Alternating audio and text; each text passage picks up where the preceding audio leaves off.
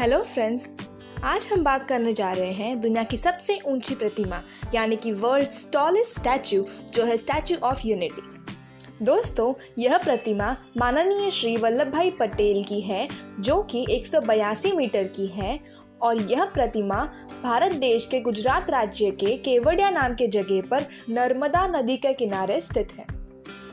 तो अगर आप भी स्टैच्यू ऑफ यूनिटी और बाकी जगहों पर घूमने का प्लान बना रहे हैं तो आप बिल्कुल सही जगह आए हैं, क्योंकि मैं आपको बताने वाली हूँ कि यहाँ पर कैसे पहुँचना है, कहाँ रुकना है, खाने पीने की क्या व्यवस्था है, कौन कौन सी जगहों पर घूमना चाहिए, उनकी टिकट प्राइस क्या है, ये सारी जानकारी मैं आपको डिटेल में बताने वाली हूँ।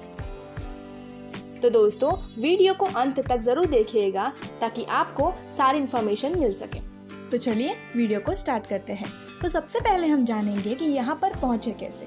तो दोस्तों, यहाँ पर पहुँचने के लिए आपके पास 4 ऑप्शन हैं। तो हमारा पहला ऑप्शन है बाय ट्रेन। अगर आप ट्रेन से आना चाहते हैं तो केवड़िया में ही केवड़िया नाम का रेलवे स्टेशन है जिसका नाम अब बदलकर एकता नगर कर दिया गया है। अगर आप वडोदरा के साइड से आते हैं तो आपको वडोदरा से एकता नगर की डायरेक्ट ट्रेन मिल जाएगी, और अगर आप दूसरे राज्यों से आते हैं तो आपको केवड़िया यानी कि एकता नगर की डायरेक्ट ट्रेन तो नहीं मिलेगी। तो आप आपके सोर्स स्टेशन से वडोदरा के टिकट चेक करना आपको अवश्य मिल जाएगी, और फिर आप वडोदरा से केवड़िया तक या तो डायरेक्ट ट्रेन से जा सकते हैं या फिर आप बस से भी जा सकते हैं। अब हमारा दूसरा ऑप्शन है बाय बस। दोस्तों, अगर आप वडोदरा के साइड से आते हैं तो आपको इजीली बसेस मिल जाएगी, और अगर आप अहमदाबाद से आते हैं तो वहाँ से भी आपको बस मिल जाएगी जिसका कॉस्ट 137 रुपये से स्टार्ट होता है। और अगर आप दूसरे राज्यों से आते हैं तो आपको चेक करना होगा कि आपको वडोदरा की टिकट मिलती है या नहीं, और अगर आपको वडोदरा की टिकट नहीं मिलती या आप उत्तर भारत के राज्यों में से आते हैं तो आप अहमदाबाद तक की टिकट चेक करना, और फिर आप अहमदाबाद से बस से जा सकते हैं जिसका नॉन एसी का कॉस्ट 137 रुपये से स्टार्ट होता है। और अगर आप साउथ इंडिया के स्टेट से आते हैं तो आप सूरत की टिकट चेक कर सकते हैं, और सूरत से भी आपको बस मिल जाएगी जिसका कॉस्ट 113 रुपये है। दोस्तों, अगर आप बस बुकिंग ऑनलाइन करना चाहते हैं तो इसकी लिंक मैं डिस्क्रिप्शन में दे दूंगी। उस लिंक को क्लिक करके आप अपना सोर्स और डेस्टिनेशन स्टॉप डाल के बस बुकिंग कर सकते हैं। और अगर फिर भी आपको वडोदरा, सूरत या अहमदाबाद की बस नहीं मिलती तो आप दूसरे ऑप्शंस चूज कर सकते हैं। तो हमारा तीसरा ऑप्शन है बाय फ्लाइट। तो यहाँ का नियरेस्ट एयरपोर्ट है वडोदरा एयरपोर्ट, तो आप वडोदरा की टिकट ले लीजिएगा। और अगर आपको वडोदरा की टिकट नहीं मिलती है तो आप सूरत या अहमदाबाद एयरपोर्ट भी आ सकते हैं। वहाँ से आप ट्रेन, बस या टैक्सी से भी जा सकते हैं। और अगर आप टैक्सी से जाते हैं तो जैसे कि मैं हर बार कहती हूँ, बार्गेन ज़रूर कीजिएगा। और हमारा नेक्स्ट ऑप्शन है बाय रोड। तो अगर आप अपना प्राइवेट व्हीकल लेके आते हैं तो आप यहाँ इजीली आ सकते हैं गूगल मैप की हेल्प से। और अब यहाँ पे प्रश्न आता है कि अगर आप अपना प्राइवेट व्हीकल लेके आते हैं तो यहाँ पे पार्किंग की क्या सुविधा है। तो दोस्तों, यहाँ पे श्रेष्ठ भारत भवन नाम की एक लग्जरी होटल है, वहाँ पे आपको पार्किंग मिल जाएगी। और दूसरी बात कि अगर आप बस से आते हैं तो बस भी आपको यहीं पे श्रेष्ठ भारत भवन के पास छोड़ देंगी। और दोस्तों, अगर आपको इस श्रेष्ठ भारत भवन के पास पार्किंग नहीं मिलती तो आप वैली ऑफ फ्लावर्स के पास पार्किंग भी कर सकते हैं। तो अब यहाँ पे जानते हैं कि यहाँ पे पार्किंग के चार्जेस कितने होते हैं। तो दोस्तों, अगर आप 2 व्हीलर लेके आते हैं तो यहाँ पे पार्किंग फ्री ऑफ कॉस्ट है, और अगर आप 4 व्हीलर लेके यानी कि कार लेके आते हैं तो वो होगा 150 रुपये पर डे का।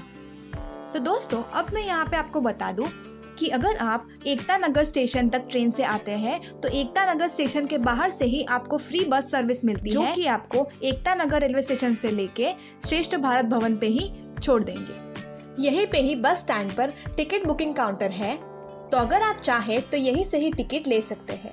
पर अगर आप वीकेंड या वेकेशंस के टाइम आते हैं तो बुकिंग ऑनलाइन ही कर लीजिएगा, जिससे आपको लाइन में खड़े रहना ना पड़े। दोस्तों, अब बात करते हैं टिकट के डिटेल्स की। तो यहाँ पे 3 तरह की टिकट्स होती हैं। तो जो पहली टिकट है उसका नाम है एंट्री टिकट। तो दोस्तों, एंट्री टिकट में आप स्टैच्यू के यानी कि सरदार वल्लभ भाई पटेल जी के चरणों तक जा सकते हैं, म्यूजियम में जा सकते हैं और वैली ऑफ फ्लावर्स भी देखने जा सकते हैं। दोस्तों, इस टिकट का प्राइस है 150 रुपये अडल्ट के लिए और 90 रुपये बच्चों के लिए। और दूसरा है व्यूइंग गैलरी टिकट, जिसमें आप स्टैचू के चरण, म्यूजियम, वैली ऑफ फ्लावर्स के साथ साथ व्यूइंग गैलरी में भी जा सकते हैं, जो कि 153 मीटर की ऊंचाई पर है। इस टिकट का प्राइस है 380 रुपये अडल्ट के लिए और 230 रुपये बच्चों के लिए। और तीसरा है व्यूइंग गैलरी एक्सप्रेस टिकट। दोस्तों, ये एक टाइप का वीआईपी टिकट है जहां आप इन सारे जगहों पर जा सकते हैं बिना लाइन में खड़े रहे। इस टिकट का प्राइस है 1030 रुपये। दोस्तों, टिकट काउंटर के साथ साथ यहाँ पे लॉकर्स भी है जहां आप फ्री ऑफ कॉस्ट अपना सामान रख सकते हैं। लॉकर रूम्स का टाइमिंग है सुबह 8 बजे से लेके शाम को 8 बजे तक। तो दोस्तों, इस श्रेष्ठ भारत भवन के पास से ही आपको फ्री बस सर्विस मिल जाएगी जो आपको स्टैच्यू ऑफ यूनिटी तक ले जाएगी। और यहाँ से आपको पिंक रिक्शा भी मिल जाएगी जो आपको 50 रुपये पर पर्सन लेके स्टैच्यू तक पहुँचा देंगे।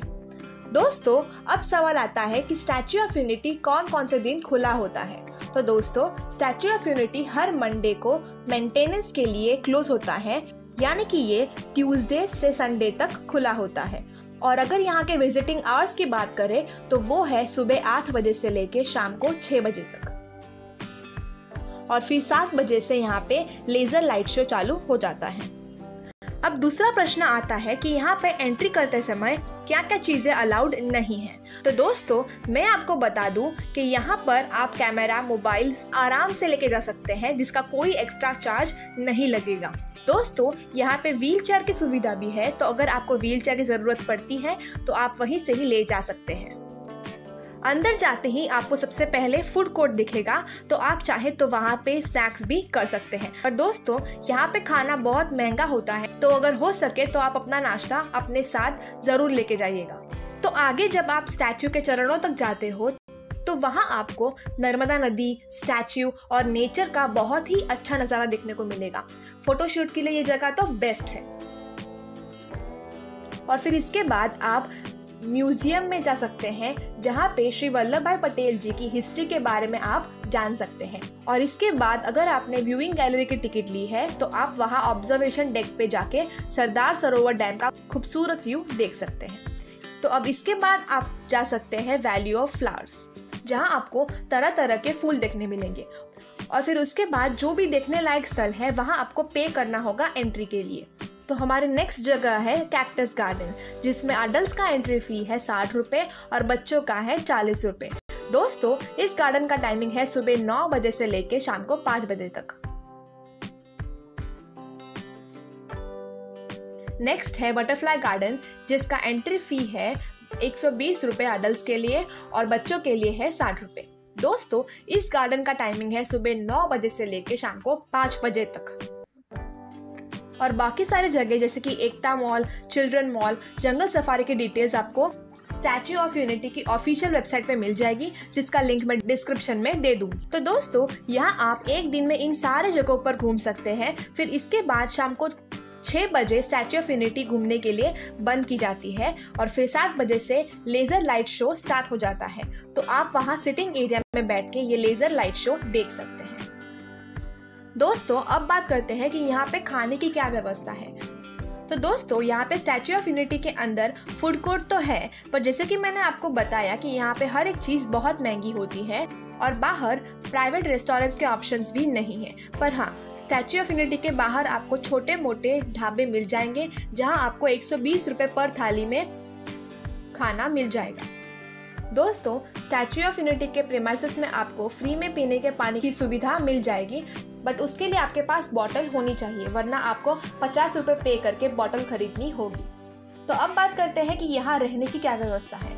तो दोस्तों, यहाँ पर रहने के ज़्यादा ऑप्शंस नहीं है, बट अगर आपका बजट ज़्यादा है तो आप टेंट सिटी में रह सकते हैं, जिसका पर डे का चार्जेस होता है 2500 रुपये। इसकी डिटेल्स की लिंक मैं डिस्क्रिप्शन में दे दूंगी। तो दोस्तों, मैं आपको यही सजेस्ट करूंगी कि अगर हो सके तो आप 1 डे ट्रिप पर ही आइए, यानी कि पूरा दिन यहाँ घूम के शाम की या रात की ट्रेन या बस की टिकट बुक करवा लें। और अगर आप दूसरे स्टेट से आते हैं और आपको स्टे करना हो तो आप वहाँ से वडोदरा तक बस या ट्रेन में जा सकते हैं और वडोदरा में आप अपना होटल बुक करवा सकते हैं। और वडोदरा में होटल बुकिंग करने की लिंक मैंने डिस्क्रिप्शन में दे दी है। दोस्तों और एक बात कि अगर आप एकता नगर तक ट्रेन से आते हैं तो एकता नगर रेलवे स्टेशन पर आपको रेस्ट रूम्स मिल जाएंगे, जहां पर आप चाहे तो फ्रेश हो सकते हैं और चेंजिंग रूम्स भी है। तो अगर आप चाहे तो यहीं पे चेंज करके स्टैचू देखने जा सकते हैं। तो दोस्तों अब बात करते हैं कि यहाँ आने का एक व्यक्ति का टोटल खर्चा कितना होगा।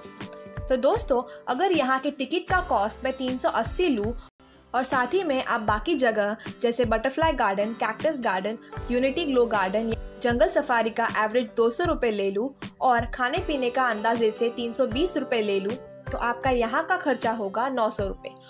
और फिर इसमें आप अपना यहाँ तक पहुँचने का खर्चा यानी कि ट्रेन या बस से आने का कॉस्ट ऐड कर दीजिएगा। तो दोस्तों यहाँ पे मैंने जितना हो सके उतने कम खर्चे में आपके सुरक्षित और सफल यात्रा की डिटेल्स दे दी है। तो अगर आपको ये वीडियो ज़रा सा भी पसंद आया हो तो इस वीडियो को लाइक करना और चैनल को सब्सक्राइब करना बिल्कुल मत भूलिएगा, क्योंकि हम काफ़ी मेहनत से आपके लिए वीडियोस लाते हैं, तो इसके बदले आप इतना तो कर ही सकते हैं। तो कमेंट ज़रूर कीजिएगा कि आपको ये वीडियो कैसा लगा, और अगर आपको कोई भी प्रश्न हो तो आप अवश्य कमेंट बॉक्स में पूछ सकते हैं, आपको जल्द से जल्द आंसर मिल जाएगा। तो चलिए राह किसकी देख रहे हैं, जल्दी से ये वीडियो अपने फ्रेंड्स एंड फैमिली को शेयर कीजिए और स्टैच्यू ऑफ यूनिटी जाने का प्लान बनाइए। तो चलिए दोस्तों मिलते हैं हमारे अगले वीडियो में हमारी अगली यात्रा के साथ। तब तक अपना और अपनों का ध्यान रखिएगा। जय हिंद।